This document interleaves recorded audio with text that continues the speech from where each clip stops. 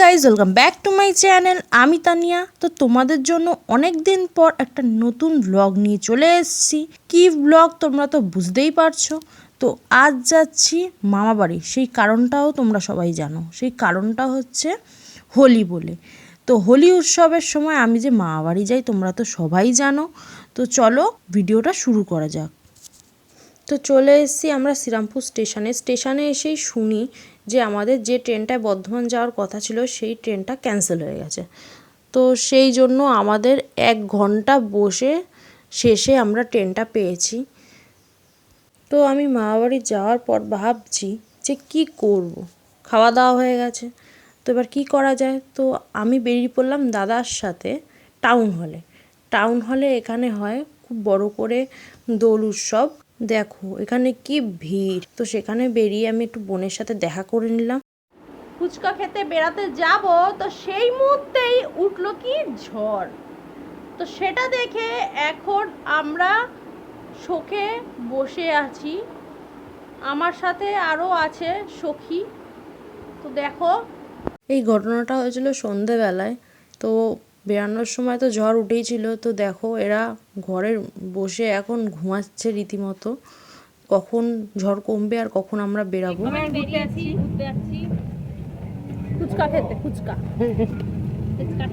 তো আমরা ঘুরতে গেছিলাম দিদি, মামি, মা আর আমি। কি অবস্থা গাইজ জানো, আমরা এত দূর দূর ঘুরতে গেলাম, সেই বাড়ির সামনে এসেই ফুচকা খাচ্ছি।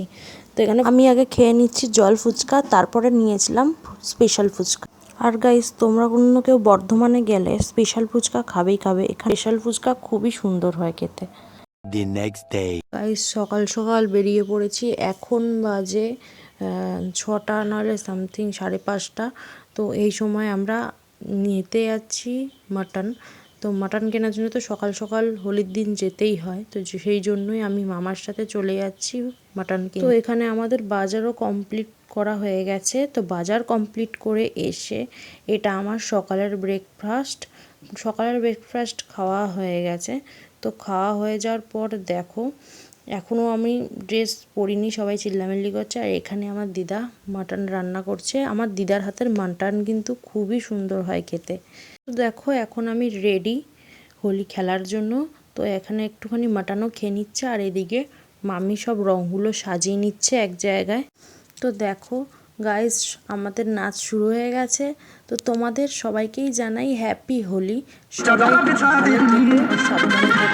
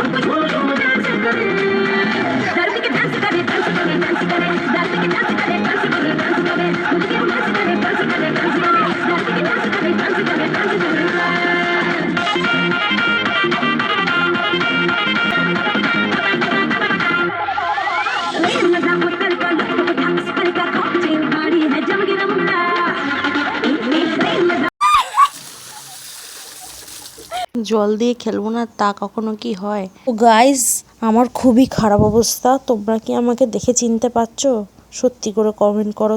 তো সেদিন আমাদের লাঞ্চে মেনু ছিল লাল শাক দিয়ে ভাত আর মাটনের ঝোল। তো আমাদের হোলি খেলা কমপ্লিট। তো সেদিনই আমরা বিকেলে ট্রেন ধরে বাড়ি চলে আসি দিদির কাজ থাকার কারণে।